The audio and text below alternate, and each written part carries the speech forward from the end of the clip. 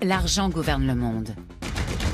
Personne n'en possède davantage que l'investisseur financier BlackRock. La société dispose de plus de 6 000 milliards de dollars d'actifs. Ils proviennent majoritairement de gros investisseurs, mais aussi de millions de petits épargnants. Lorsqu'on brasse autant d'argent, on peut influencer des entreprises, des politiciens et même des États. Avec quelles conséquences pour nous tous? Pourquoi en sait-on aussi peu sur le plus grand des géants de la finance mondiale? Personne ne voulait me parler autrement que sous couvert d'anonymat.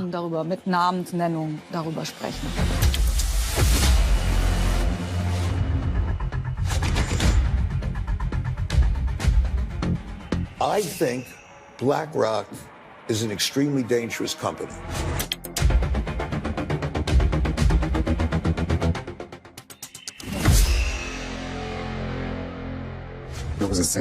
On disait qu'on nageait avec les requins.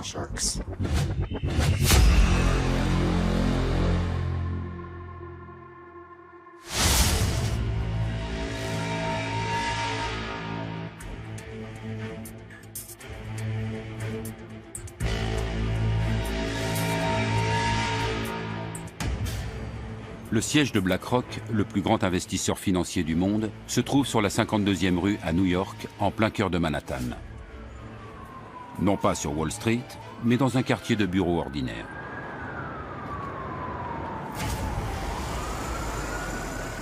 L'édifice est ouvert au public. Le rez-de-chaussée abrite une boutique de design ainsi qu'un café. Un pianiste est là pour créer une ambiance raffinée.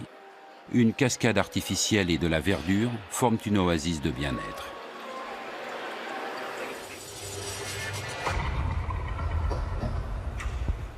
Les bureaux de BlackRock se trouvent derrière cette imposante barrière. Le soir, les livreurs de repas se bousculent au portillon. Quand on travaille ici, on ne compte pas ses heures. Les affaires passent avant tout. À la tête de la société, Lawrence D. Fink, surnommé Larry. C'est le gestionnaire d'actifs le plus puissant du monde. Ses 14 500 employés brassent plus de 6 000 milliards de dollars. Aucune autre société au monde ne gère autant d'argent. Un tel succès ne tombe pas du ciel. Il faut faire preuve de motivation, d'ambition, d'intelligence et d'un grand flair. On peut bien sûr avoir de la chance et engranger 1 milliard en un an. Mais ensuite, il faut maintenir ce niveau, décrocher de nouveaux clients, parvenir à conserver ses investisseurs et, dans l'idéal, se développer.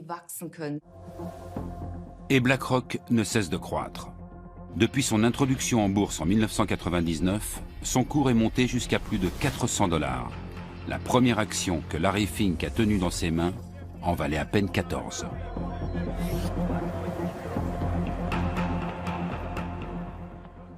La journaliste boursière Heike Burter a suivi l'ascension de BlackRock depuis le début et a écrit un livre sur le sujet. À ce jour, c'est le seul ouvrage à se pencher sur les opérations financières de la multinationale. BlackRock travaille avec ce que Wall Street appelle OPM, Other People's Money, l'argent des autres. C'est celui que les financiers préfèrent utiliser. BlackRock a même érigé cela en système. Il travaille avec l'argent de fonds de pension, d'assurance et de petits épargnants. Toute personne désireuse d'investir son argent peut s'adresser à BlackRock, qui va l'investir pour elle. Parmi les clients de BlackRock, on trouve de gros investisseurs, comme le fonds souverain norvégien ou le fonds de pension californien CalPERS. Les sommes placées se comptent souvent en milliards. À partir d'une dizaine de millions, BlackRock fournit un conseil personnalisé.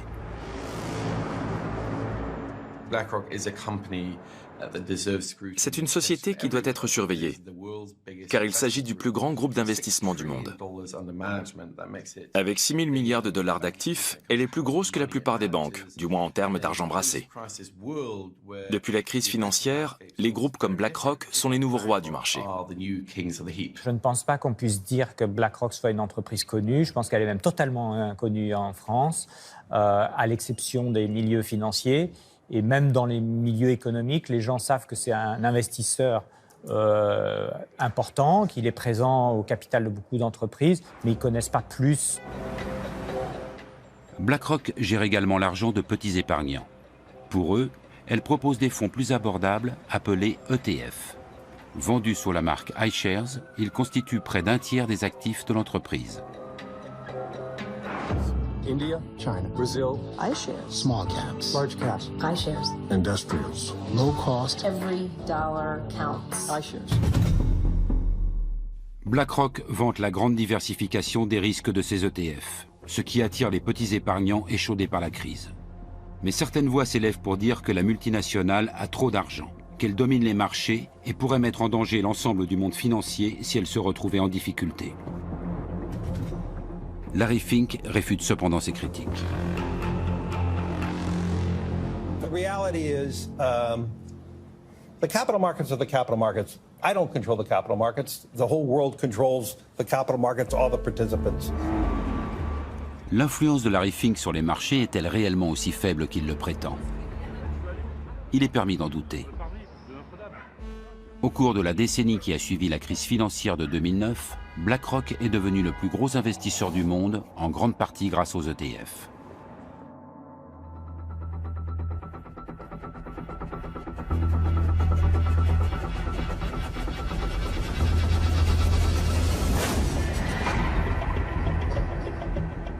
Juin 2009. Alors que la crise tient le monde entier en haleine, BlackRock rachète pour 13,5 milliards de dollars la filiale d'investissement de la banque britannique Barclays, ruinée. Une transaction colossale. Du jour au lendemain, BlackRock voit le montant de ses actifs doubler. Mais plus important encore, la société se lance dans la commercialisation d'ETF. Les ETF ont pris de l'ampleur après la crise.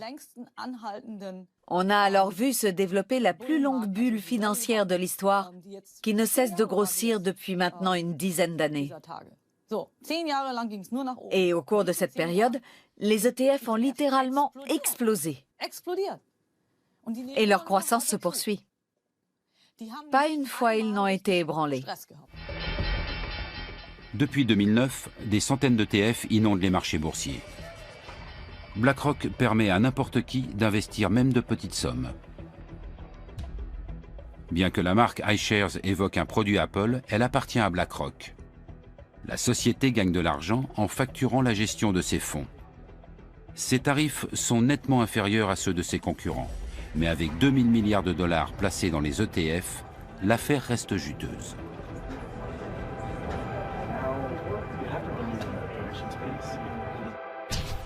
Le sigle ETF signifie Exchange Traded Funds, c'est-à-dire fonds négociés en bourse. Le principe est simple. On achète non plus des actions individuelles, mais la valeur d'un indice boursier. Prenons un exemple. Si quelqu'un achète un ETF qui réplique les performances du CAC 40, il investit en fait dans les 40 entreprises qui y sont répertoriées. Désormais, la valeur de l'ETF suivra toujours celle de l'indice. Si le CAC 40 grimpe de manière globale, l'ETF augmente aussi. S'il chute, l'ETF baisse également. Ainsi, plus personne ne décide des actions qu'il faudrait acheter. L'ETF suit automatiquement la valeur de la sélection d'investissement qui compose l'ensemble de l'indice. On fait un placement sur tout un marché ou sur un segment de marché. Tous les constructeurs automobiles, toutes les actions européennes ou ce que vous voulez. C'est un peu comme chez un marchand de glace. Il y a des ETF à tous les parfums. Depuis la crise financière, les clients n'ont plus confiance dans leurs banques. Nombre d'entre eux cherchent une solution transparente et rentable pour leur placement, d'autant que les comptes d'épargne ne rapportent pratiquement plus rien. Aux États-Unis, les ETF sont particulièrement à la mode. Actuellement, 2800 milliards de dollars sont placés dans les fonds négociés en bourse.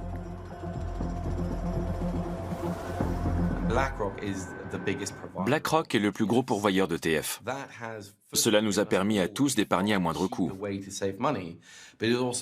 Mais l'énorme pression que cela a créée a contraint les gestionnaires d'actifs traditionnels à baisser leurs tarifs. L'an dernier, le prix de ses services est tombé à un niveau historiquement bas, 2 fois moins élevé qu'il y a 20 ans. Tout le monde a fait d'énormes économies. Mais l'euphorie suscitée par les ETF retombe soudainement en 2015 lorsqu'une légende de Wall Street s'en prend par surprise au produit phare de BlackRock. Pour son coup d'éclat, l'investisseur en fonds spéculatif Carl Icahn choisit une émission télévisée dans laquelle le ton est généralement plutôt amical.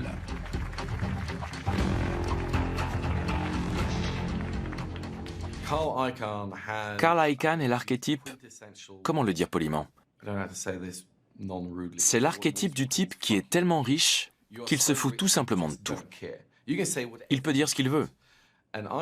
Et il lui arrive parfois d'être impertinent. Je pense qu'il a simplement voulu piquer au vif Larry Fink, qui n'était pas vraiment habitué à ce qu'on lui rentre ainsi dans le lard.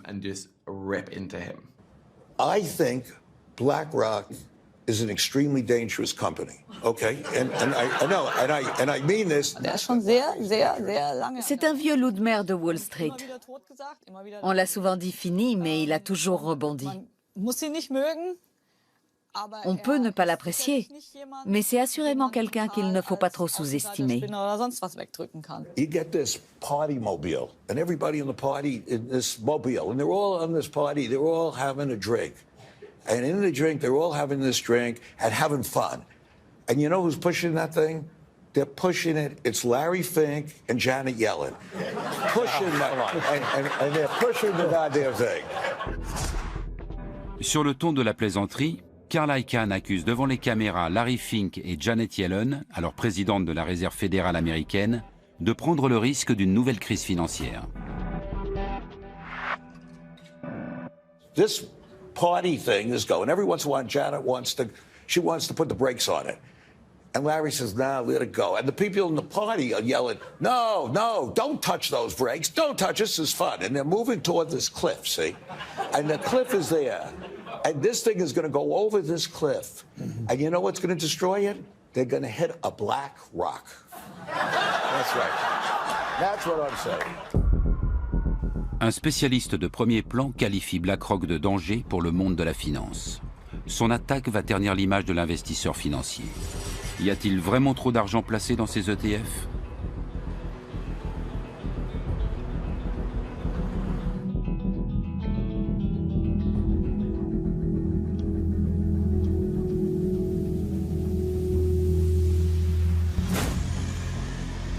Depuis la crise financière, l'Europe est unanime sur un point.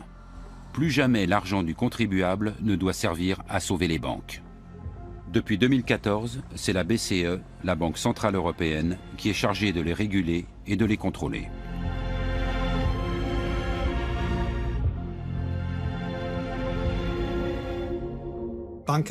Les banques doivent posséder bien plus de fonds propres. Avant la crise, elles en avaient peut-être 8 ou 9% en moyenne. Aujourd'hui, dans la zone euro, elles en ont généralement entre 13 et 14%. C'est une moyenne. Les chiffres peuvent varier. Le siège allemand de BlackRock se situe non loin de la BCE. Gestionnaire d'actifs à l'échelle mondiale, la multinationale brasse aujourd'hui bien plus d'argent que la plupart des banques. Mais elle est nettement moins contrôlée.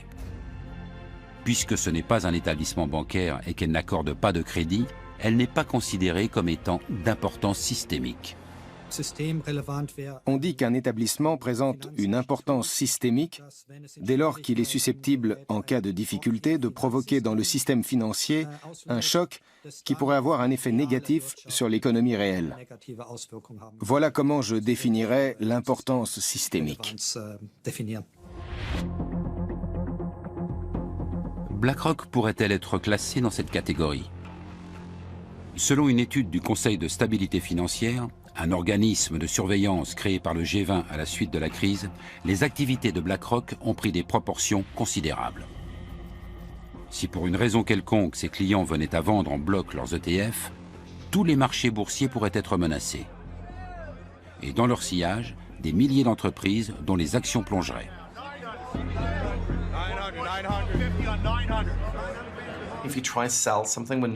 Si vous tentez de vendre quand personne ne veut acheter, le prix peut chuter très rapidement.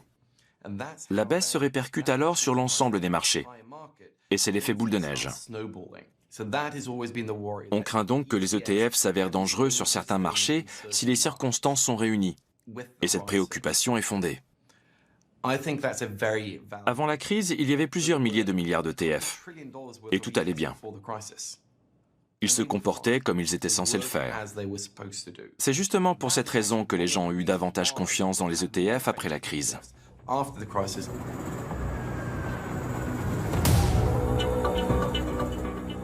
Même si les ETF ont bien résisté à l'époque, certains signaux indiquent qu'ils pourraient un jour en aller autrement. Comme lors du krach éclair de mai 2010, où les cours plongent subitement.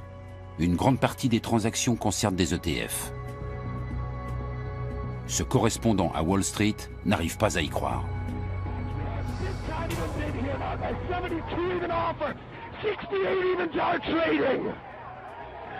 Guys, 70 even bid here now once again. 70 evens trade. 71 even bid here now with the 72 evens are trading. Un camion vous fonce droit dessus. Il accélère. Vous devez alors évaluer s'il parviendra à freiner avant d'arriver sur vous ou s'il va simplement vous écraser. Vous devez prendre une décision. Après quelques minutes, le cauchemar prend fin. Les cours remontent aussi vite qu'ils ont chuté. Aujourd'hui encore, on ne sait pas vraiment ce qui s'est passé ce 6 mai 2010. Mais une chose est sûre, les ETF étaient particulièrement impliqués. Alors que se passerait-il si tout le monde voulait les vendre? Qui sauverait le système?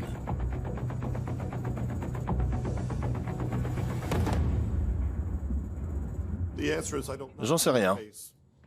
En l'absence d'un régulateur, cela pourrait devenir problématique, car personne ne serait là pour les tirer d'affaire. S'ils étaient adossés à une banque, elle interviendrait sans doute. Mais un établissement non bancaire, lui, n'en aurait pas les moyens.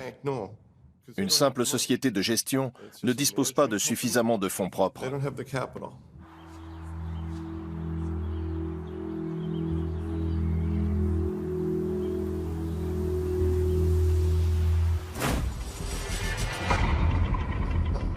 Les fournisseurs d'ETF devraient-ils donc aussi constituer des réserves comme les banques? Ils disposeraient alors de moins d'argent pour spéculer et de moins de possibilités de faire des profits. Un scénario cauchemardesque pour les gros gestionnaires d'actifs comme BlackRock. Pour ne rien arranger, une étude internationale réalisée par des universitaires et publiée juste après enflamme la discussion sur l'importance systémique de BlackRock. L'un des auteurs enseigne à l'université McGill de Montréal. Je ne sais pas si notre étude prouve son importance systémique. En tout cas, elle indique que nous devons repenser le problème de la stabilité des marchés financiers. Il ne faut plus seulement réguler les banques, que l'on sait réglementer car on connaît très bien les risques qu'elles peuvent présenter, mais aussi les autres instituts financiers. L'étude s'intitule sobrement « Qui a peur de BlackRock ?» Les résultats n'ont a priori rien d'extraordinaire. Dès que BlackRock investit sur les marchés avec ses ETF, on constate un net retrait des autres investisseurs. Visiblement, la simple présence de la multinationale inquiète les autres gestionnaires financiers. L'explication est explosive. Ils craignent à l'évidence que BlackRock et les autres géants du secteur soient subitement obligés de retirer leurs gigantesques investissements.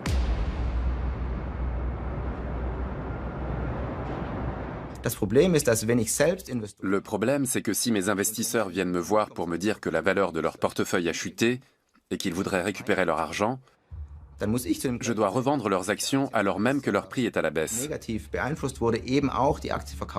C'est-à-dire au moment le plus défavorable. Tout le monde à la bourse craint une telle situation. Le sauve-qui-peut général tant redouté ne se ferait pas attendre. Un tel mouvement de panique pourrait alors s'avérer d'importance systémique. Les cours plongeraient, les investisseurs perdraient des milliards et les sociétés cotées subiraient d'énormes pertes. Le système imploserait. Les géants comme BlackRock emporteraient tout dans leur chute. Et qui sera là pour récupérer les ETF? Qui les achètera s'ils sont en train de plonger? Qui? Quand il n'y a plus personne, le marché plonge. On peut toujours dire que ça n'arrivera jamais. C'est en tout cas ce qu'affirme BlackRock.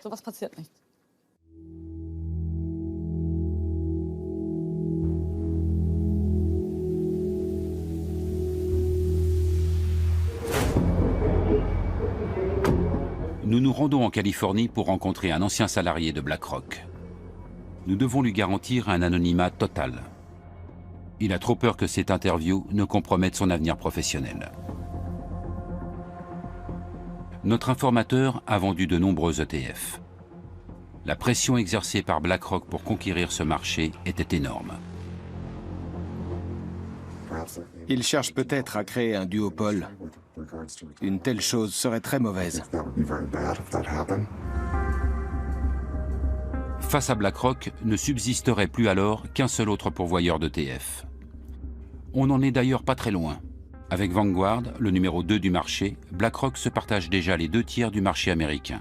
En Europe, les iShares représentent près de 50% des ETF. Des millions d'Américains veulent sécuriser leur épargne retraite grâce à des ETF. Ils placent une partie de leurs revenus chez BlackRock qui leur versera plus tard une pension. Le groupe est d'importance systémique, dans la mesure où il gère une part significative de l'épargne retraite de la population américaine. Dans ce tribunal se joue un procès croustillant. BlackRock contre BlackRock, entreprise contre salarié. L'entreprise aurait violé son obligation fiduciaire à l'égard de ses employés. La plainte évoque une véritable cannibalisation.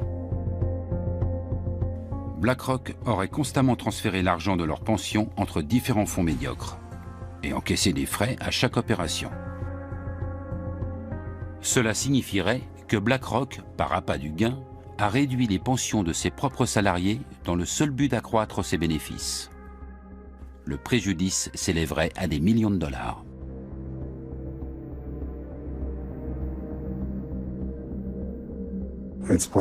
Il est probable que BlackRock fera traîner la procédure encore des années et que je ne touche finalement pas un centime. J'estime que BlackRock a manqué à son obligation fiduciaire.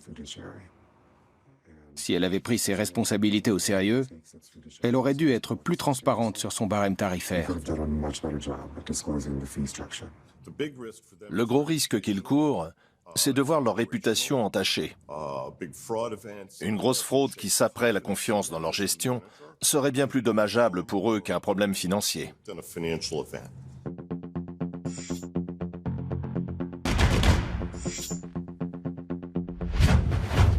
Plus que son argent, BlackRock doit défendre sa réputation. Car si elle perd la confiance de ses clients, ses affaires sont menacées. Le groupe est aujourd'hui le plus gros investisseur sur les marchés mondiaux. Il est donc en mesure de les influencer. Mais quel est le secret d'un tel succès ?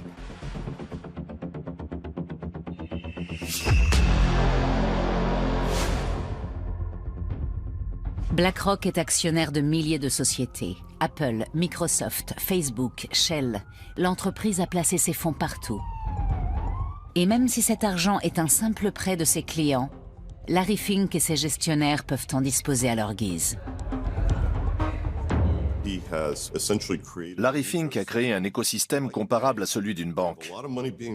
Le groupe gère et génère beaucoup d'argent. Dès qu'il investit dans un nouveau secteur, les cours de la bourse grimpent immédiatement. Il pèse si lourd qu'il influence le marché. En Allemagne, BlackRock est un gros actionnaire dans les 30 plus grandes entreprises du DAX. Il en va de même en France, où la multinationale possède de larges parts dans les sociétés du CAC 40 comme Airbus, Renault ou L'Oréal. BlackRock est la cheville ouvrière des marchés financiers. C'est chez elle et chez les autres gros investisseurs institutionnels que les investisseurs américains et du monde entier placent leur épargne retraite. Ces groupes investissent pour nous. Ils sont les intermédiaires qui garantissent nos pensions et le bon fonctionnement des marchés. Ils ont une grande responsabilité.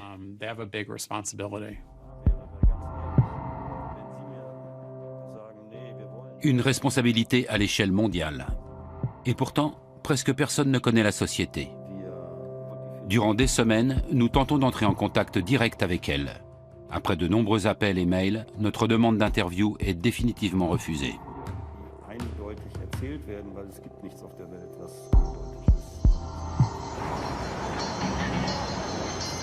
La journaliste Heike Burter en a elle aussi fait l'expérience. Depuis bientôt 20 ans, elle écrit sur Wall Street pour diverses rédactions. Mais au cours de ses recherches pour son livre sur BlackRock, elle s'est heurtée à un énorme mur de silence. Oui, en effet.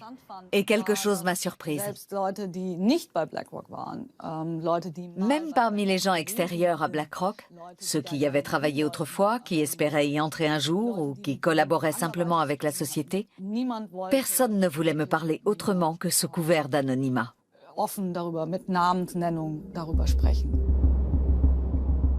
Jusqu'à présent, aucun employé de BlackRock n'a encore osé s'exprimer ouvertement. Même l'ex-salarié que nous rencontrons à San Francisco redoute l'influence de son ancien employeur.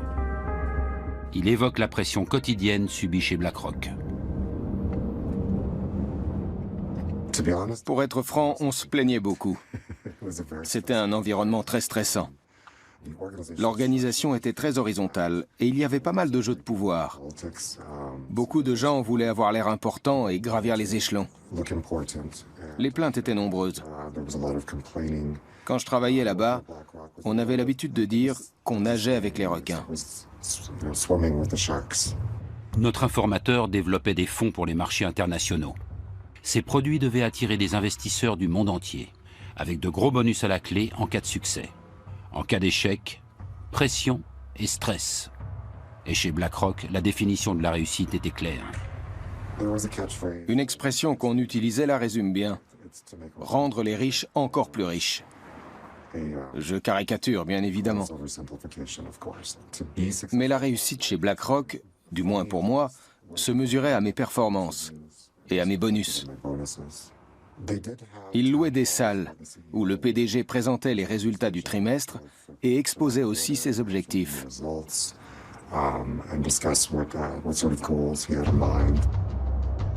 Ce qui se passe à l'intérieur de la société ne fuite presque jamais. Suivant l'adage, discrétion est mère de confiance.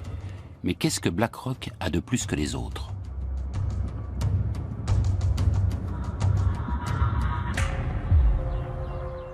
La réponse se trouve à 1300 km au nord de San Francisco, près de la frontière américano-canadienne.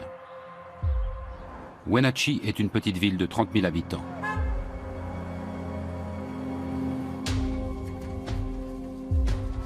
Le climat y est propice à la culture des fruits.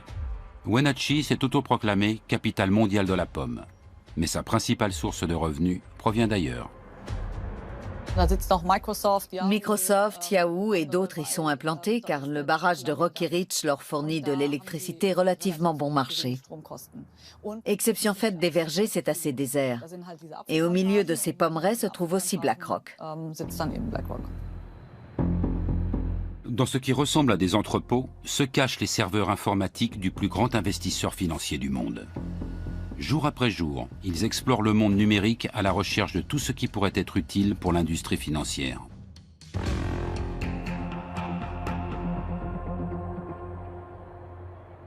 La gestion de placement est grandement tributaire de l'information et elle utilise donc bien plus de données que d'autres secteurs.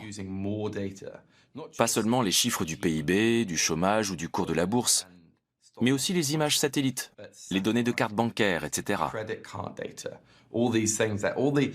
Toutes ces empreintes numériques que nous laissons dans l'économie numérique, les gestionnaires d'actifs s'en emparent et les anonymisent au maximum avant de les utiliser pour réaliser des transactions et surveiller les risques.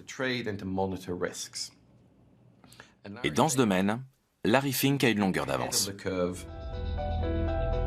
Le moindre mouvement boursier, la déclaration la plus anecdotique d'un ministre, tout est enregistré par les ordinateurs de BlackRock. La popularité des actions sur les réseaux sociaux sert également à évaluer la valeur des placements. Et tout cela sans intervention humaine. BlackRock a développé son propre programme d'analyse surnommé Aladdin. Une intelligence artificielle qui prend de nombreuses décisions toute seule.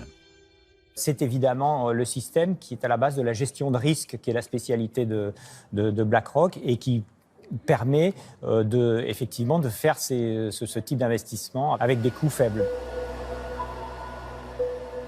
Dans le conte, le garçon des rues, Aladdin, avec un seul dé, s'enrichit avec l'aide d'un génie. Chez BlackRock, c'est le système informatique Aladdin avec 2 dés qui enrichit l'entreprise. Le programme réalise chaque semaine 200 millions de calculs afin de conseiller ou déconseiller certains placements. Prenons un exemple. BlackRock veut savoir si cela vaut la peine d'accorder des prêts immobiliers dans une région donnée.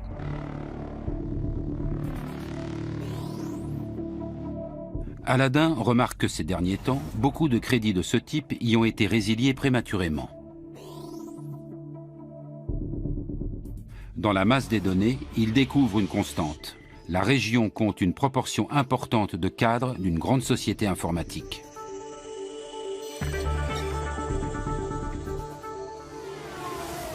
Le problème, c'est qu'ils sont souvent mutés. Alors BlackRock dit, sachant cela, nous n'allons pas investir dans des hypothèques ici, parce que si les gens déménagent souvent, elles nous reviendront quasiment à chaque fois. Aladdin dissuade donc les clients de BlackRock d'accorder hâtivement des prêts immobiliers dans ce genre de région. Car si les cadres déménagent régulièrement et résilient souvent leurs prêts, ils paient finalement moins d'intérêt que ce qui était prévu au départ. Solution proposée, augmenter les taux des prêts immobiliers dans les environs des grandes sociétés informatiques.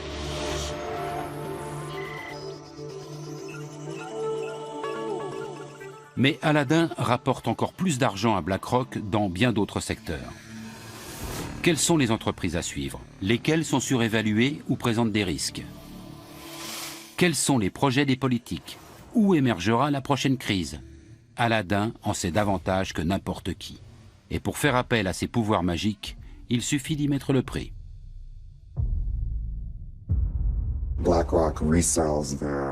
BlackRock conditionne les informations qu'elle collecte en fonction des besoins et les revend à de très grosses entreprises qui pourront ainsi gérer leurs propres actifs. En fait, Aladdin est une plateforme de gestion des risques. Aladdin est la clé de tout.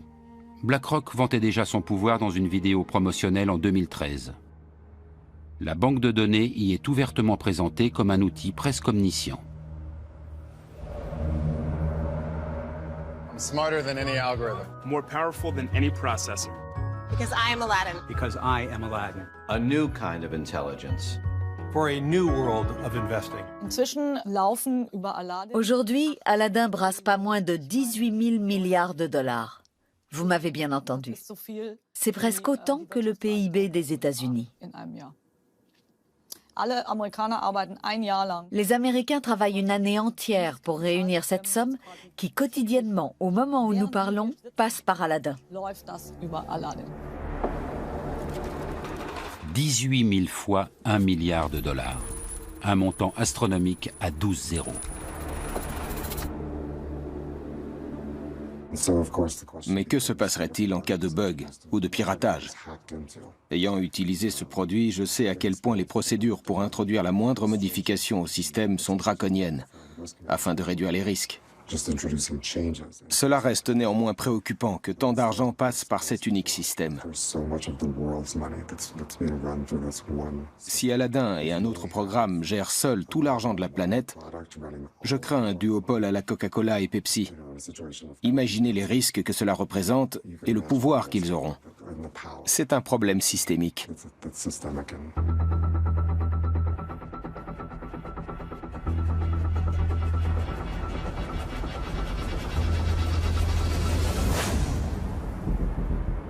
À la fin des années 1970, il n'y a pas de meilleur endroit que Wall Street pour gagner de l'argent rapidement. Pour devenir célèbre, on va à Hollywood. Pour faire fortune, direction la bourse. Le jeune Lawrence D. Fink, alors âgé de 23 ans, n'a aucune velléité d'acteur. Sa maîtrise en administration des affaires immobilières en poche, il quitte Los Angeles pour se rendre à New York. Larry Fink était banquier d'investissement. Il a commencé chez First Boston. C'était un enfant prodige, un véritable crack. Les traders d'alors travaillent dans d'immenses salles de marché et réalisent des gains incroyables. L'actuel PDG de BlackRock aurait joué pas moins d'1 milliard de dollars en bourse avec son service. Mais soudainement, le conte de fées prend fin. J'ai étudié de nombreux grands chefs d'entreprise et ils sont presque tous milliardaires. J'ai constaté que souvent, au début de leur carrière, ou parfois au milieu, ils ont connu un gros échec personnel qui leur a fait perdre énormément d'argent, voire leur emploi. La malédiction de Wall Street frappe Larry Fink au milieu des années 1980. À la suite d'une baisse des taux d'intérêt, des propriétaires échangent leurs anciens prêts onéreux contre de nouveaux prêts à des taux plus avantageux. Larry Fink ne l'a pas vu venir et se retrouve soudain avec sur les bras une montagne d'actions dont plus personne ne veut. Il a perdu 100 millions de dollars et est devenu persona non grata dans sa banque. D'autres sont passés par là. Quand vous prenez un tel bouillon, on vous évite dans l'ascenseur comme si vous étiez pestiféré. Plus personne ne veut être vu avec vous. Vous devez alors vous tourner vers autre chose. Ce qu'il a fait. J'ai effectué des recherches pour savoir s'il avait été licencié ou s'il avait démissionné. C'est difficile à dire, mais c'est probablement lui qui est parti. En 1988, Larry Fink parvient à convaincre la société d'investissement Blackstone de créer avec lui une nouvelle entreprise. Blackstone Financial Management mise sur une gestion des risques la plus parfaite possible. Peu après, Larry Fink en change le nom. BlackRock est né. Elle se caractérise par l'incroyable accent qu'elle met sur le risque, sous toutes ses formes, au point que cela en devient presque obsessionnel.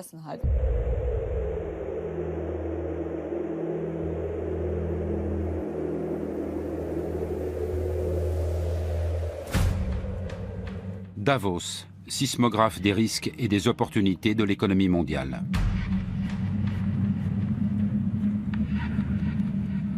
Une fois par an, jusqu'à 5000 policiers et militaires lourdement armés sont mobilisés dans ce village suisse où l'élite financière de toute la planète organise son forum économique mondial.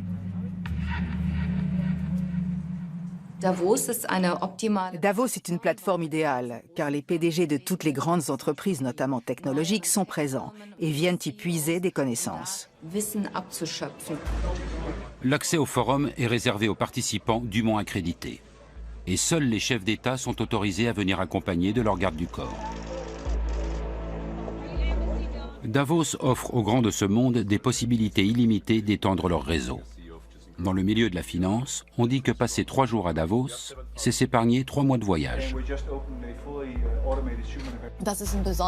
Ce sont des gens à part.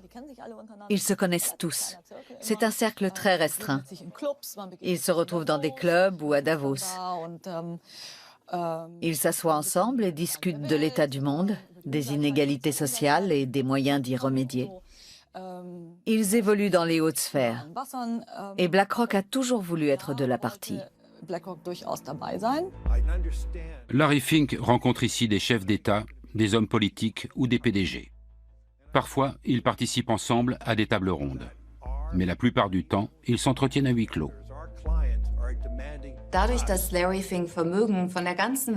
Larry Fink gère des actifs du monde entier. Cela va d'un fonds gouvernemental koweïtien à un fonds de pension allemand, en passant par une assurance australienne.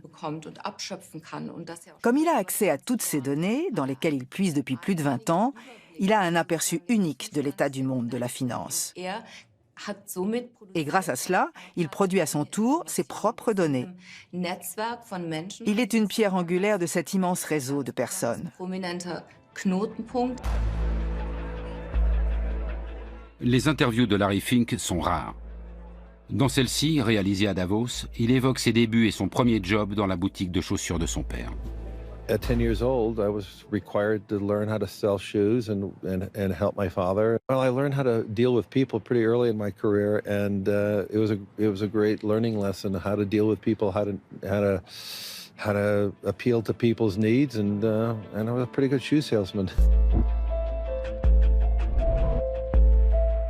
Il s'agit là d'une des rares anecdotes personnelles connues au sujet de Larry Fink.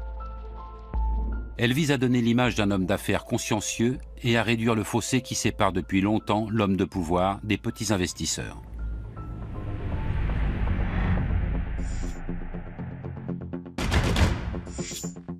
Malgré un incident de carrière, le PDG de BlackRock est aujourd'hui l'un des hommes les plus influents du monde de la finance. Il doit avant tout son ascension au logiciel d'analyse des risques Aladdin, qui offre à BlackRock un avantage considérable en termes de connaissances. On ignore ce qui est réellement stocké dans cette base de données. Quoi qu'il en soit, Aladdin prend de lourdes décisions en matière d'investissement à l'échelle mondiale. L'utilisation de ce programme pose la question de l'influence qu'il confère à BlackRock sur notre société.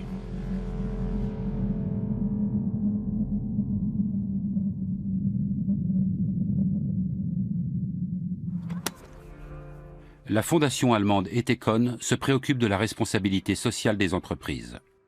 Ces dernières années, ses militants se sont intéressés à plusieurs reprises à BlackRock. Ils ont notamment passé au crible les déclarations publiques de Larry Fink.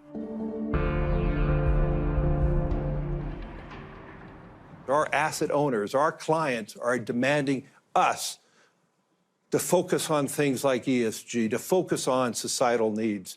They are now looking for examples in which they can invest. And so I do believe the power of the community. I do believe the power of society is forcing the companies to navigate. spricht davon, dass Unternehmen Il dit que les entreprises ou les grands groupes devraient s'inquiéter pour leur image, car les jeunes les scrutent de plus en plus sur les réseaux sociaux. Larry Fink publie régulièrement des lettres adressées aux dirigeants des entreprises dans lesquelles BlackRock a investi. Il s'y montre attaché à leurs responsabilités sociales. La société exige que les entreprises, à la fois publiques et privées, se mettent au service du bien commun. Pour prospérer sur le long terme, toute entreprise doit non seulement produire des résultats financiers, mais également montrer comment elle apporte une contribution positive à la société. C'est le discours à la mode actuellement. Mais pour moi, il ne s'agit que de blabla idéologique. Il se présente comme un visionnaire et un philanthrope, alors qu'il sait pertinemment ce que font ces entreprises, notamment Rheinmetall. Rheinmetall est l'un des plus gros fabricants d'équipements militaires d'Europe. Basé à Düsseldorf, le groupe vend des armes dans le monde entier. La fondation Ethicon a donc décerné à la société et à ses investisseurs un prix négatif, le Black Planet Award. En tant qu'actionnaire important, Larry Fink est nommément cité. Par l'intermédiaire de BlackRock, il investit dans de gros groupes, en particulier ceux dont les marges bénéficiaires sont les plus attrayantes. Même s'il sait très bien que ces entreprises s'enrichissent grâce à d'épouvantables guerres civiles, comme celle qui déchire en ce moment le Yémen. Il investit également dans des entreprises qui gagnent de l'argent en détruisant la nature.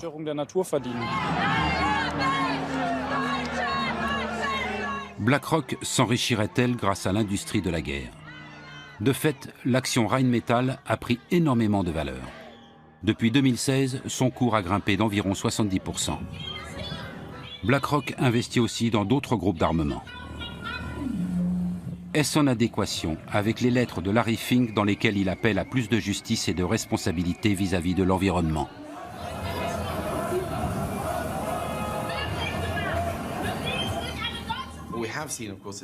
Larry Fink aime bien envoyer chaque année sa lettre aux dirigeants d'entreprise pour leur donner ses directives. Mais comme le Financial Times et d'autres journaux l'ont déjà fait remarquer, ce discours ne correspond pas toujours à ce que disent les gestionnaires de fonds de BlackRock au conseil d'administration des entreprises. En d'autres termes, les déclarations d'intention de Larry Fink n'ont rien à voir avec la réalité. BlackRock privilégie les investissements les plus rentables et non les plus éthiques. Comme avec Rheinmetall, qui continue de vendre des armes à l'Arabie Saoudite par l'intermédiaire de filiales, et ce, malgré l'interdiction d'exporter décrétée par le gouvernement allemand. Et peu importe si le régime saoudien torture ses ressortissants et assassine les journalistes indésirables. On l'a notamment vu avec l'affaire Jamal Khashoggi. Peu après, une conférence devait avoir lieu en Arabie Saoudite et de nombreux chefs d'entreprise ont dû reconsidérer leur participation.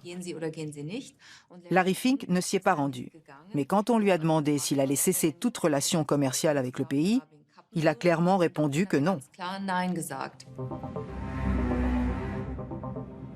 BlackRock refuse de s'exprimer sur le sujet devant notre caméra. Mais dans un document publié en 2018, les choses sont claires. En définitive, un seul critère est retenu par la société au moment de décider si elle soutient ou non la politique commerciale d'une entreprise.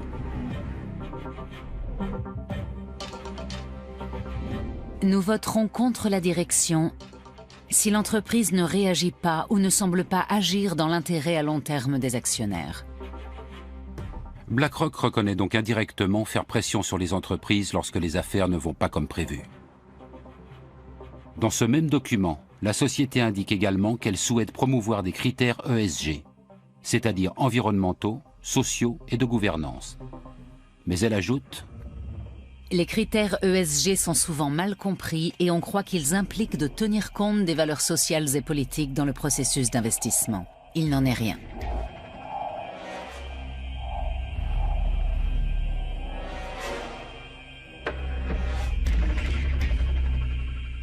Et le siège de BlackRock à Francfort précise encore sans ambiguïté: les gestionnaires d'actifs ne peuvent pas utiliser les actifs de leurs clients pour promouvoir leurs propres opinions sociales ou politiques. BlackRock n'intervient pas dans les décisions d'ordre moral, mais s'ingère dans les autres aspects de la vie de l'entreprise. Son influence va-t-elle au-delà des votes lors des assemblées générales annuelles? Disons que BlackRock investit au capital d'une entreprise pour le compte d'un fonds privé et qu'elle détient dès le départ 5, 10 ou 15% des parts, ainsi qu'un siège au conseil d'administration. Dans ce cas, en effet, elle s'impliquera plus activement, car c'est dans son intérêt de favoriser et de développer une nouvelle entreprise. Parfois, ça peut rapporter gros. Même les plus importants PDG des grands pays industrialisés ont pu le constater. Un article du magazine d'affaires allemand Wirtschaftswoche a enquêté sur l'influence de BlackRock sur ses dirigeants. Johannes Tyson, patron de l'entreprise allemande E.ON, résume ainsi: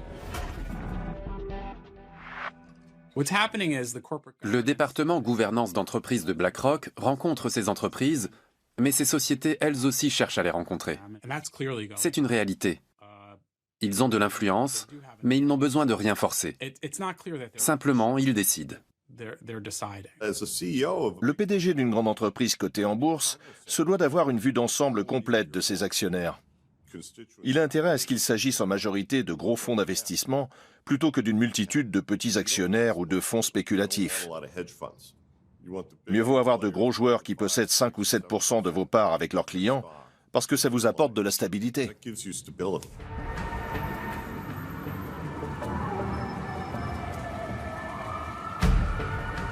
La puissance de BlackRock peut-elle être mise au service d'une noble cause? En décembre 2017, Emmanuel Macron invite à Paris des hommes politiques, des entrepreneurs et des responsables du secteur financier pour la première édition du One Planet Summit. Une décision importante est prise en clôture. Avec le soutien de la France et de l'Allemagne, BlackRock devra développer un fonds censé investir, par exemple, dans les industries durables en Afrique. L'approche de ce projet a été faite à travers effectivement la rencontre entre Larry Fink et le président Macron.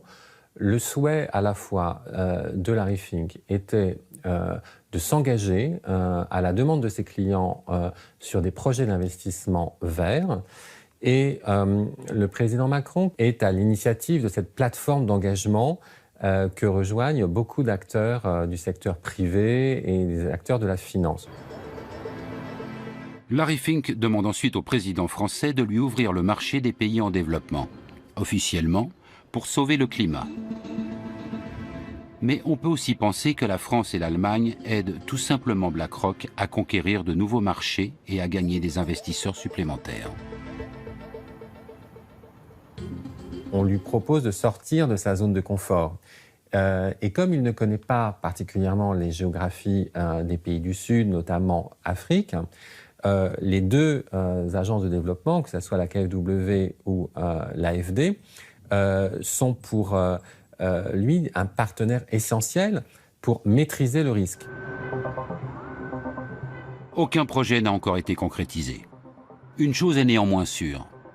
Le fonds ne devrait pas investir dans les pays très pauvres, mais uniquement dans les marchés en expansion. la volonté de BlackRock de quitter sa zone de confort pour sauver le climat a visiblement ses limites. D'autant que le groupe continue d'engranger de l'argent avec des entreprises peu soucieuses de protéger l'environnement. Cette contradiction entre parole et acte a donné lieu à de nombreux actes de protestation. Larry Fink se fait régulièrement épingler pour ses investissements dans les énergies sales comme le charbon, le pétrole ou le gaz. We're here in New York City today outside of BlackRock headquarters to give Larry Fink the only award that he really deserves. An award recognizing him as a climate fraud.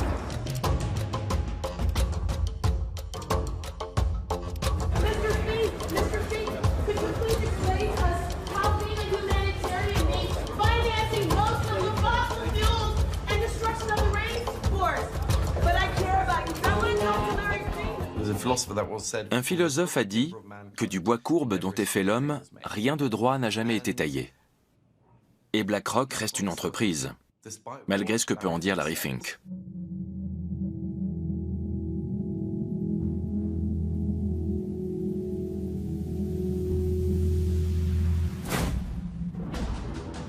La mainmise de BlackRock grandit à chaque nouvel investissement. Le groupe vote déjà aux assemblées générales de 17 000 grandes sociétés du monde entier et influence donc leur stratégie.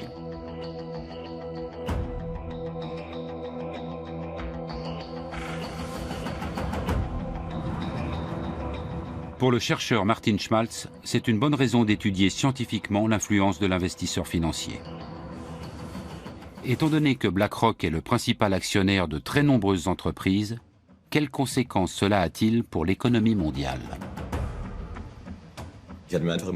J'imaginais que Bill Gates était l'actionnaire majoritaire de Microsoft, de même que Steve Jobs ou Tim Cook chez Apple, ou encore Mark Zuckerberg chez Facebook, comme la presse peut le laisser entendre. Mais il s'avère qu'il n'en est rien.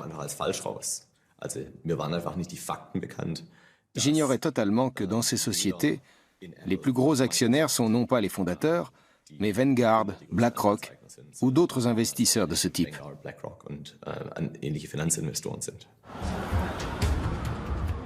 Martin Schmaltz relève notamment que ces groupes investissent dans des entreprises qui sont concurrentes. Les experts parlent alors de propriété commune. Par exemple, BlackRock possède des actions à la fois chez Adidas et chez Puma. Avec quelles conséquences sur la concurrence ?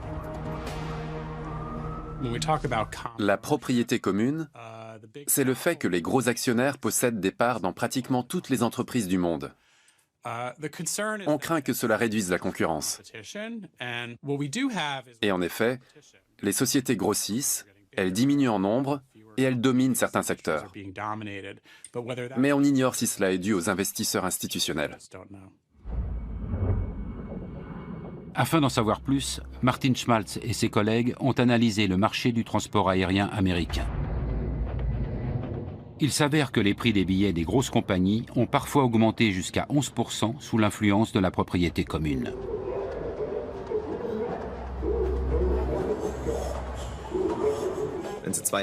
Disons que vous possédez une compagnie aérienne, et moi une autre, et que nous décidons d'échanger une partie de nos actions afin de devenir propriétaires à part égale. Nous avons alors beaucoup de propriétés communes. Les chiffres montrent que lors de telles transactions, généralement moins extrêmes que dans cet exemple, les prix du marché augmentent, en l'occurrence ceux des billets. Et inversement, quand vous revendez une partie de vos actions afin de réduire votre propriété commune, alors les prix baissent à nouveau. Les recherches de Martin Schmaltz montrent l'influence de la propriété commune sur le comportement des dirigeants d'entreprises concurrentes. Quand ils savent que leurs propres investisseurs ont des parts dans d'autres entreprises, ils ont tendance à moins se battre sur le terrain de la concurrence. Ce faisant, ils amorcent une spirale dangereuse. Si le PDG de la première entreprise fait un peu moins d'efforts pour réduire les coûts, et peut ainsi accroître ses profits, et que le PDG de la seconde fait de même, alors les coûts vont augmenter globalement dans le secteur. Ça va ralentir la demande et conduire les entreprises à moins produire. Quand les entreprises produisent moins, les prix des produits sont plus élevés, du simple fait que moins d'offres fait monter les prix. On peut donc se retrouver dans une situation paradoxale où les marges augmentent dans le secteur, alors même que l'effort de réduction des coûts est moindre. Cette étude a fait grand bruit dans le monde entier. Même la célèbre université de Berkeley surveille cette nouvelle menace qui plane sur la concurrence. Celle-ci, si Martin Schmaltz a raison, ne serait plus en péril uniquement en cas d'accord direct sur les prix.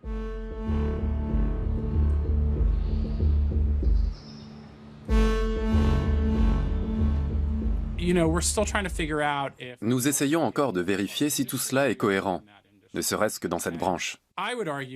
Je dirais pour ma part qu'une seule étude universitaire ne prouve rien. Il faut en mener plusieurs sur un même sujet. Assurément, celle-ci est inquiétante et mérite d'être approfondie, mais elle n'est en rien irréfutable.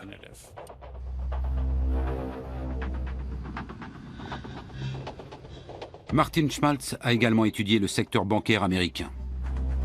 Là encore, plus la propriété commune est importante, plus les frais de compte sont élevés et plus les intérêts perçus par les clients sont faibles.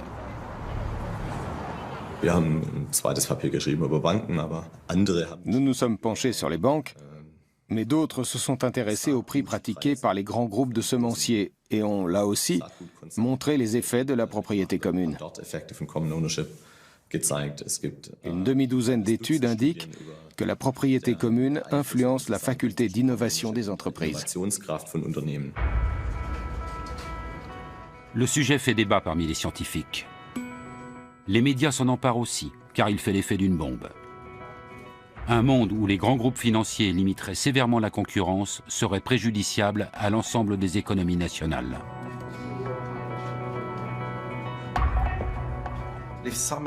Si la concurrence disparaît, nous allons nous retrouver, dans le pire des cas, avec un capitalisme de copinage, ce qui n'est pas sain. Nous en sommes encore bien loin, mais certaines hypothèses avancées par Martin Schmaltz et d'autres sont fascinantes. Ce qu'elles soulèvent doit nous pousser à la vigilance et à la réflexion, car BlackRock et d'autres grands pourvoyeurs d'ETF continuent de grossir. Si Martin Schmaltz a raison, l'économie de marché pourrait en être bouleversée. Les concurrents ne se battraient plus pour gagner la faveur des clients, mais seulement celle de leurs investisseurs. L'intéressé est souvent invité pour présenter les résultats de l'étude. Ici, devant l'Office fédéral des ententes, l'autorité allemande de la concurrence abonne. Cette question que Martin Schmaltz a soulevée au sujet de la propriété commune a déjà trouvé son application ici. Nous examinons les choses au cas par cas et nous essayons de voir quels effets cela pourrait avoir sur la concurrence. Mais à ce jour, aucun cas n'a encore mené à une interdiction pour ce motif.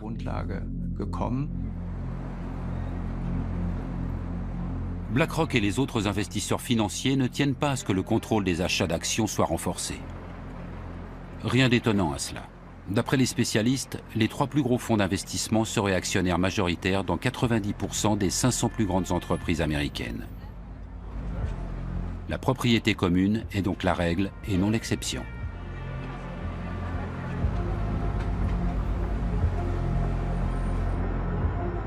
Plus le débat fait rage, plus on voit surgir des contre-expertises censées renforcer la position de BlackRock.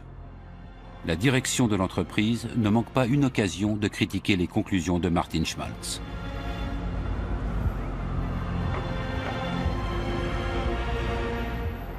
Afin d'examiner les dangers potentiels de la propriété commune pour l'économie, la Commission fédérale du commerce a organisé une audition à New York en novembre 2018. Les allégations de l'économiste allemand menacent les intérêts de BlackRock. La réponse des représentants de la direction de l'investisseur n'en est que plus cinglante. One of the suggested remedies for common ownership is to limit portfolios to one company per sector. In that case, virtually all diversified portfolios would no longer be viable. This engagement plays an important role in the corporate accountability chain, which has value not just for shareholders, but for society as a whole. En clair, BlackRock lutterait pour le bien-être de la société et le professeur d'Oxford aurait commis de nombreuses erreurs. Sa compétence scientifique est explicitement remise en cause. BlackRock nous fait également parvenir d'innombrables contre-expertises. La pression exercée sur Martin Schmaltz est considérable. On a le sentiment que leur pouvoir s'étend jusque dans les milieux universitaires.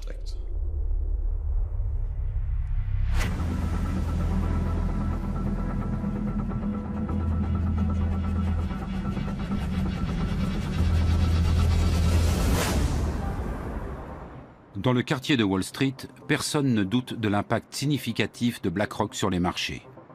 Mais comment l'entreprise est-elle devenue si puissante en si peu de temps?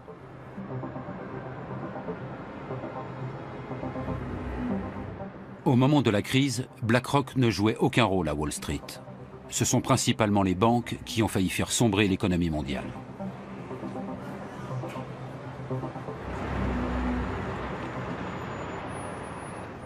En septembre 2008, la banque d'investissement américaine Lehman Brothers fait faillite, ébranlant dans son sillage le système financier mondial. L'une des tâches les plus urgentes consiste alors à déterminer la gravité réelle de la situation pour les divers instituts bancaires. Sur quels titres toxiques ont-ils spéculé? Quelle est l'ampleur des dégâts? Qui peut répondre à ces questions? Et surtout, à qui peut-on encore se fier?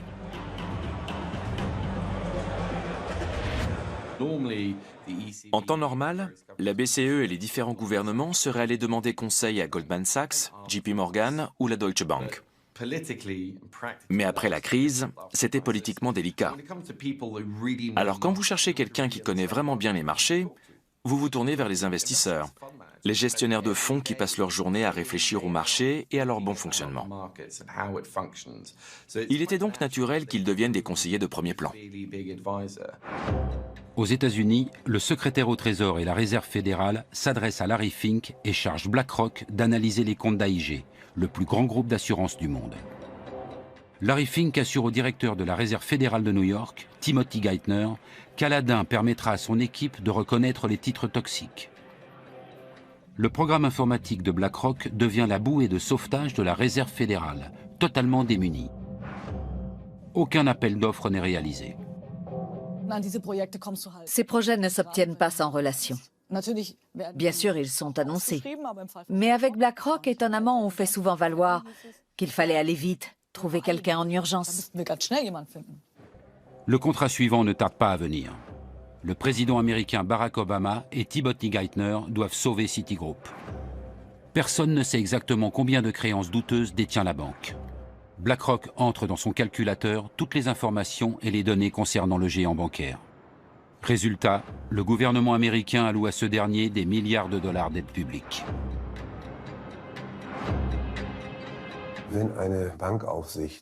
Si l'autorité de contrôle du secteur bancaire ne peut pas définir elle-même les critères de robustesse d'une banque, elle capitule. Cette connaissance privilégiée ne peut et ne doit être développée que par ce gendarme lui-même. Et elle doit rester sa prérogative exclusive. Lorsqu'en 2009, Barack Obama nomme Timothy Geithner secrétaire au Trésor, Larry Fink obtient une entrée directe à la Maison-Blanche. Les perspectives s'annoncent exceptionnelles pour BlackRock.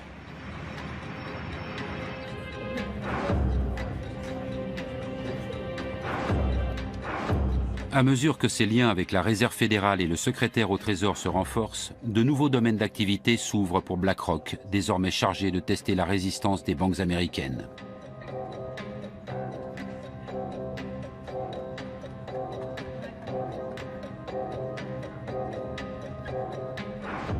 L'Europe aussi fait bientôt appel au service de BlackRock. À la suite de la crise financière, l'Union européenne renforce la réglementation sur les banques.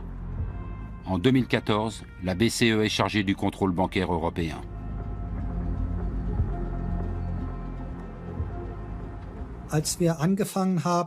Lorsque nous avons mis cela en place en 2014, nous avons rapidement dû procéder à une évaluation complète de l'ensemble du système bancaire.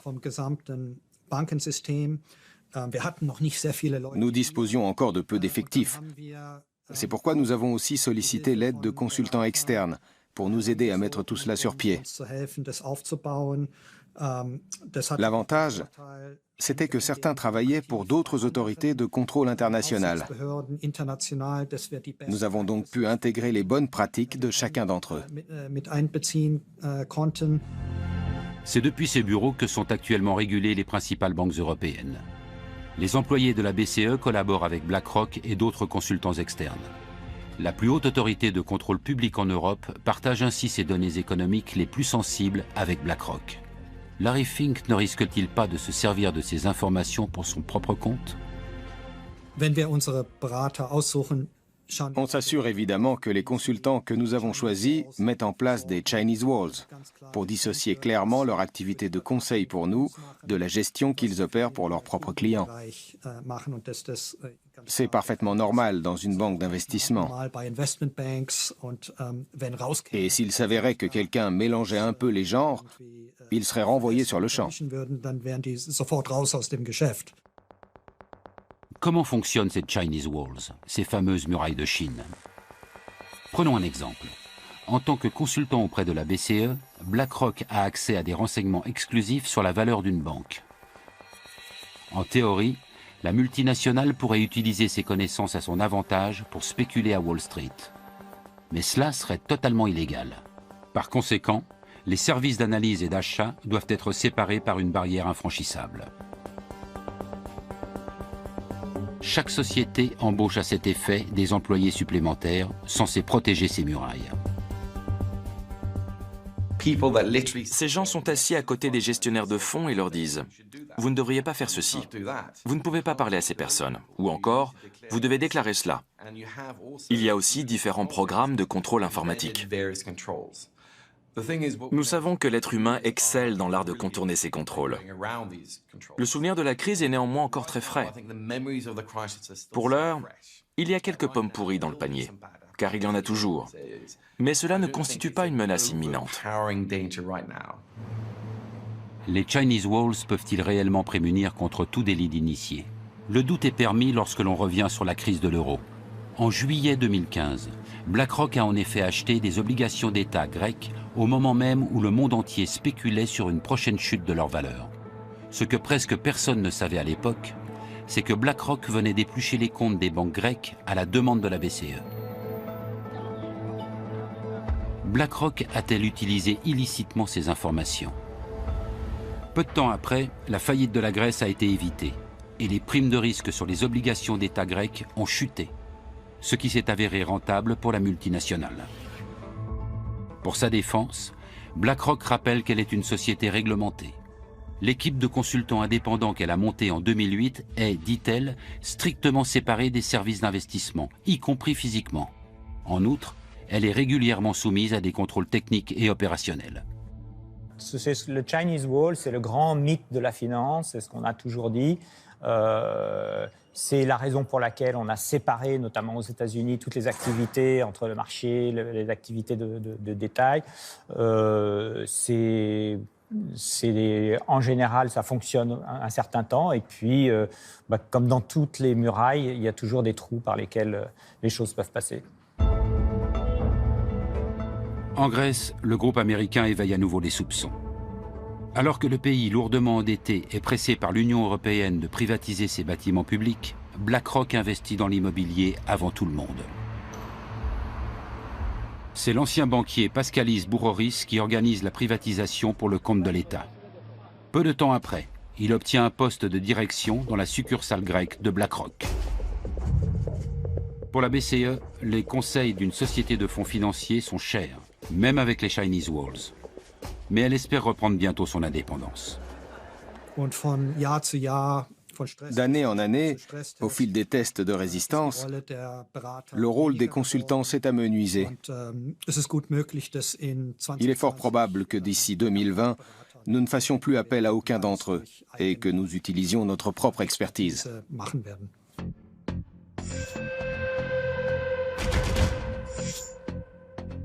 Non seulement BlackRock est le premier investisseur financier du monde, mais la société conseille également les gouvernements et les banques centrales. Beaucoup craignent que cette activité lui donne accès à des informations sensibles sur le système financier, qu'elle pourrait utiliser à son avantage. Mais même si BlackRock ne tire aucun parti de ses connaissances d'initié, une question se pose. À quel point est-elle liée au monde politique ?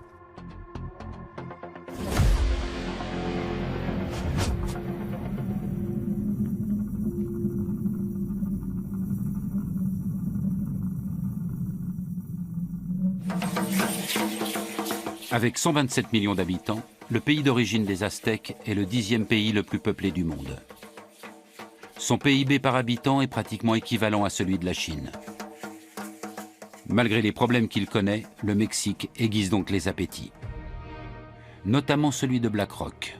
Depuis 2008, le groupe américain investit massivement dans ce pays.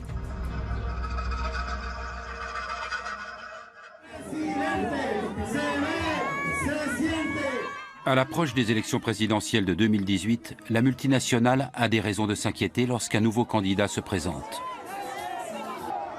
Il s'agit d'un politicien de gauche, Andrés Manuel López Obrador, ancien maire de Mexico.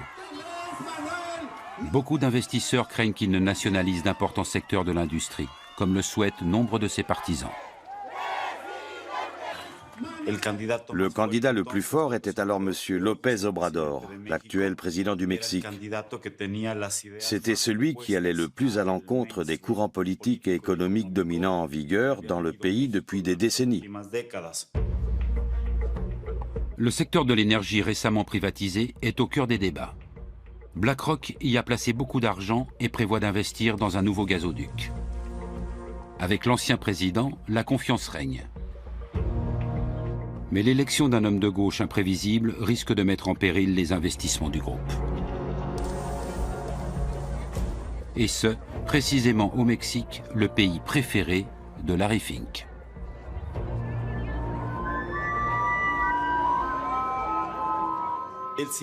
Il a toujours eu une relation privilégiée avec le Mexique. Il a souvent répété qu'il aimait ce pays. Et une chose est sûre, BlackRock a investi plus de 60 milliards de dollars dans divers fonds au Mexique. Le contraste ne pourrait être plus grand. Alors que BlackRock brasse des milliers de milliards de dollars à travers le monde, le modeste siège du parti de López Obrador se situe dans un quartier populaire de Mexico. C'est de ce bâtiment que le politicien mène sa campagne. Son quartier général n'a d'ailleurs pas bougé depuis. Pour parler aux candidats ou à ses hommes de confiance, il faut normalement passer par ce hall d'accueil.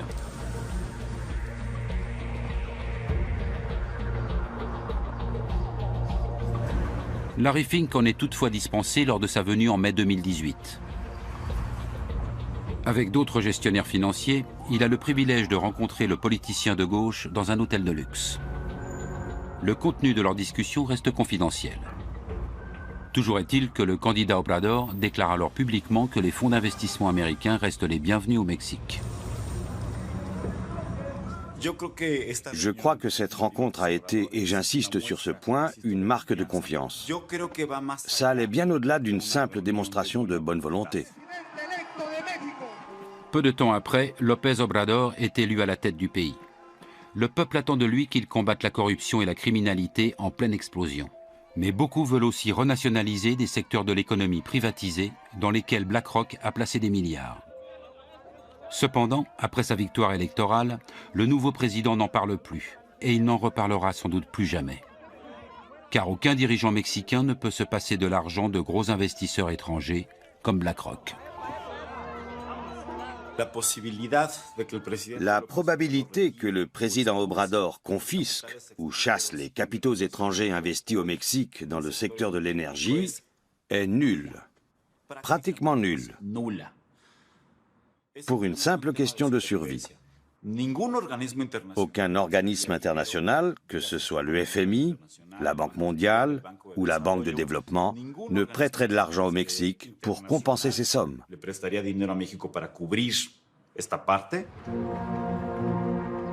BlackRock s'est fermement établi dans le secteur énergétique mexicain il y a une dizaine d'années.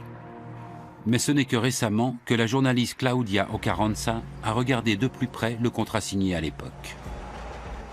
Avec peu de moyens, elle enquête sur les lobbies pour le compte de l'organisation non gouvernementale PODER.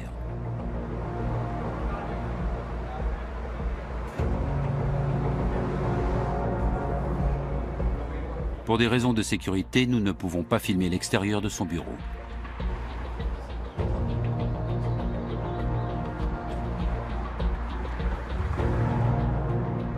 Au cours de ses investigations, la journaliste a découvert un réseau de relations entre les milieux politiques et économiques au sein de l'élite dirigeante du Mexique. Un nom revenait sans cesse, celui de BlackRock.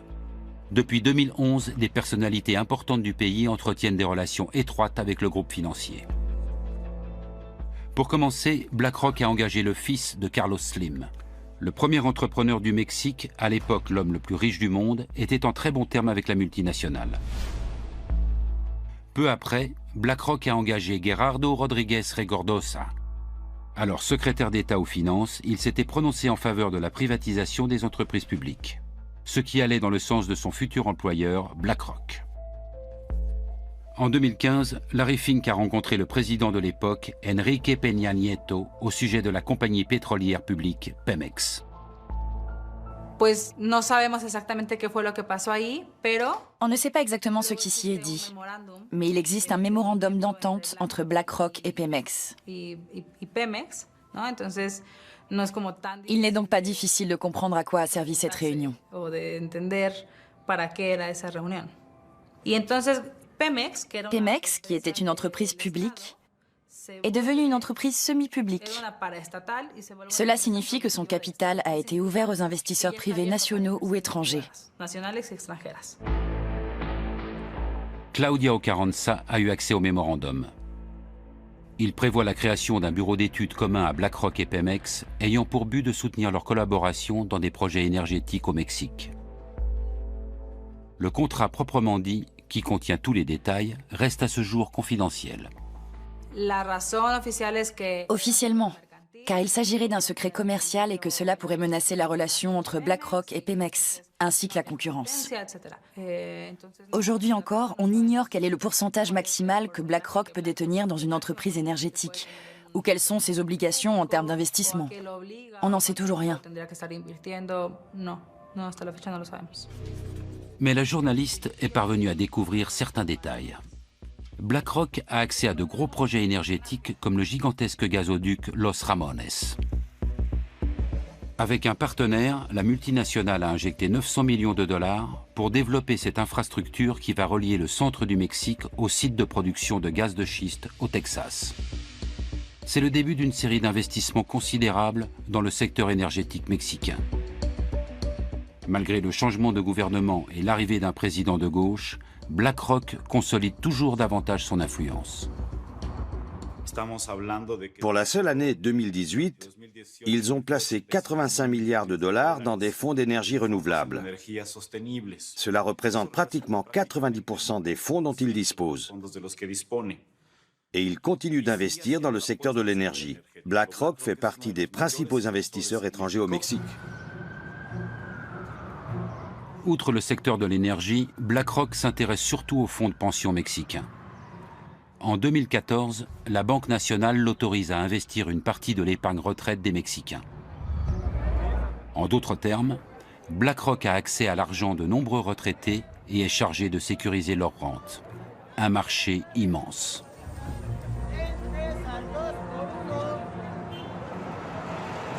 L'autorisation émane de la Commission nationale du système d'épargne pour la retraite, la CONSAR. Et ce, bien qu'un gestionnaire de BlackRock soit alors poursuivi pour délit d'initié. Même si les charges retenues contre lui ont été par la suite abandonnées, Claudia Ocarranza est convaincue que légalement, aucun contrat n'aurait dû être signé avec une entreprise contre laquelle des poursuites étaient engagées. Et ce n'est pas tout. Dans quoi BlackRock investit-elle mon argent? Pourquoi la CONSAR n'oblige-t-elle pas ses gestionnaires de fonds à révéler ces informations? La journaliste ne cesse de découvrir de nouveaux liens. C'est Isaac Portnoy qui aurait signé le contrat lucratif pour BlackRock. Auparavant, il travaillait justement pour la CONSAR, chargé de valider l'accord. Après quelques années chez BlackRock, Portnoy est ensuite allé chez Pemex, la société avec laquelle BlackRock a investi des milliards dans le secteur mexicain de l'énergie. La boucle est bouclée.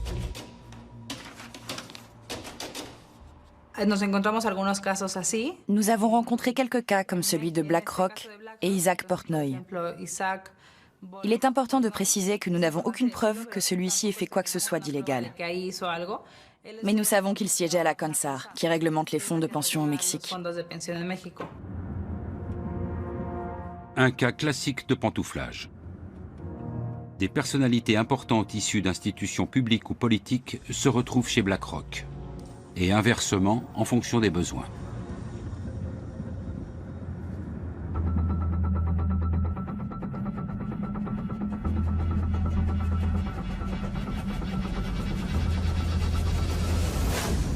Mein Name ist Friedrich Merz, mit E, anders als in Ihrer Einladung, die Sie bekommen haben. Lorsque la chancelière allemande Angela Merkel annonce en 2018 vouloir quitter la présidence de la CDU, un ancien haut responsable politique pose sa candidature pour lui succéder. Friedrich Merz, ancien président de groupe de la CDU au Bundestag, est entre-temps devenu président du conseil de surveillance chez BlackRock. Si les gens passent de BlackRock à la politique, je trouve ça moins problématique qu'ils se fassent payer ou autre. Ils pensent comme leur ancien employeur ou donneur d'ordre. Ils restent prisonniers de ce mode de pensée. Ils appréhendent le monde avec les yeux d'un employé de BlackRock. Au-delà de la question de la réglementation, c'est dérangeant qu'un dirigeant allemand puisse mettre toutes ses relations politiques à disposition d'une entreprise aussi puissante. Et que de surcroît, il revendique le droit de protéger les activités de gestion d'actifs de BlackRock, prétendument dans l'intérêt des citoyens. Mais personne n'est dupe. De même qu'il n'est pas crédible en connaisseur du monde économique. Il n'a jamais occupé de fonction de management. Dans la course à la présidence de la CDU, Friedrich Merz soutient également une mesure d'aide fiscale aux fonds de pension privés. Mais il omet de préciser que son ancien employeur en tirerait avantage. Wir haben eine viel zu geringe Ausstattung der betrieblichen und der privaten Altersversorgung mit kapitalgedeckten Systemen.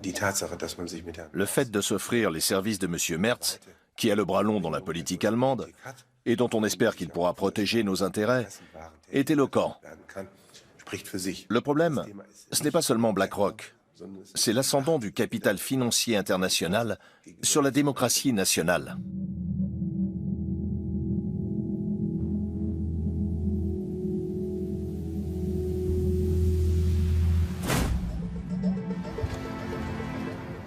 En France, 5 mois après l'élection présidentielle de 2017, une rencontre mémorable a lieu à l'Élysée. Emmanuel Macron invite des investisseurs, au premier rang desquels figure Larry Fink, le PDG de BlackRock.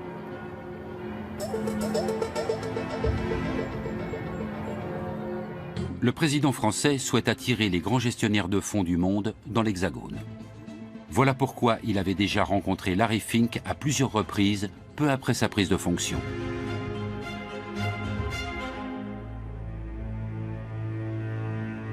Aujourd'hui comme alors, les entretiens ont lieu à huis clos. Macron ne veut aucune caméra. Après, je pense qu'il est intimement convaincu, et je pense qu'il a raison de l'être, du fait qu'il faut être proche de ces gens-là, en tout cas en matière de business, pour parvenir à les faire s'installer sur le territoire français ou simplement y faire des investissements. Parce que ce qu'il cherche à attirer aussi, c'est l'argent, c'est les fonds. Emmanuel Macron veut favoriser les privatisations en France. À cet effet, le président de la République a créé une commission dont l'un des membres n'est autre que le patron de BlackRock France, Jean-François Cirelli.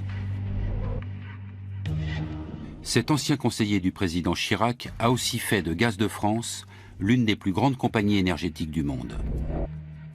Et tout comme Friedrich Merz en Allemagne, il ne cesse de réclamer un recours accru aux fonds spéculatifs pour l'assurance vieillesse.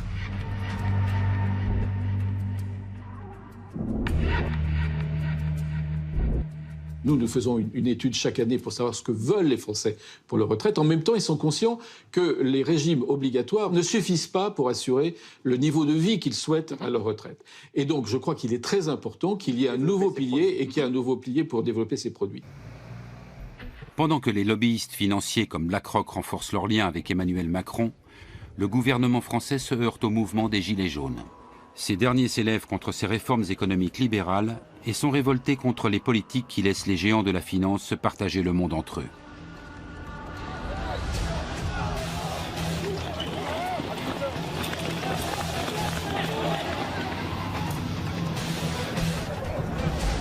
Du tout, donc ce sont des gens qui sont en protestation par rapport au système. Alors, est-ce que cette protestation par rapport au système, elle est due à la financiarisation et à BlackRock et à tous ses amis de la finance? C'est un peu rapide. Ce qui est vrai, c'est que le système de la finance lui-même a été générateur d'un niveau d'inégalité assez important et que la protestation de ces gens-là, elle est aussi contre les inégalités.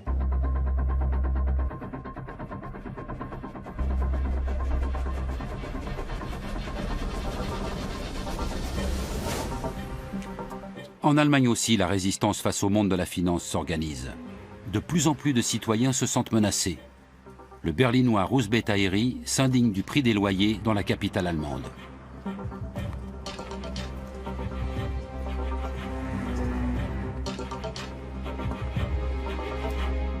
Il est particulièrement révolté par l'influence des investisseurs financiers au sein de l'entreprise immobilière Deutsche Wohnen.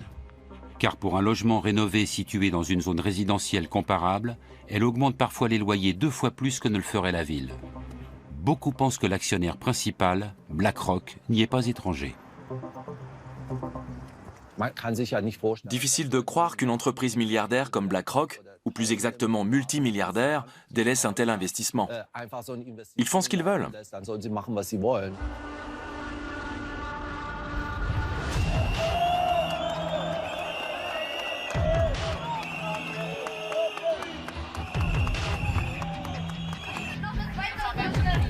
Des dizaines de milliers de personnes manifestent à Berlin afin de mettre un terme aux agissements de Deutsche Wohnen et de BlackRock.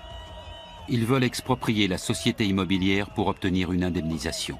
BlackRock perdrait alors l'un de ses plus gros objets d'investissement en Allemagne.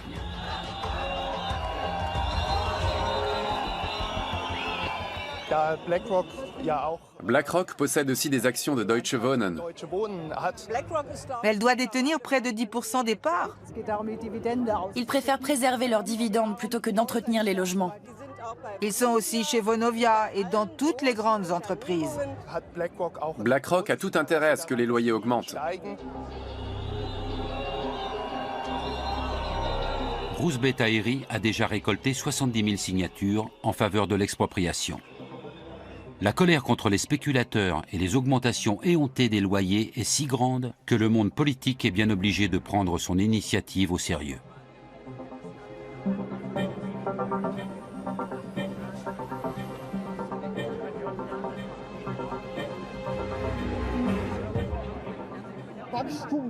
Seule la croissance leur importe.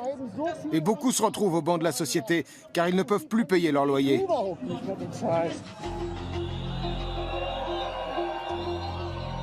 La pression de la rue a déjà fait bouger les choses. Le débat qui a suivi la manifestation a conduit à un gel des loyers durant 5 ans, ce qui a fait chuter le cours de l'action Deutsche Wohnen d'environ 20%. Pour BlackRock, c'est une source de revenus sûre qui menace de se tarir.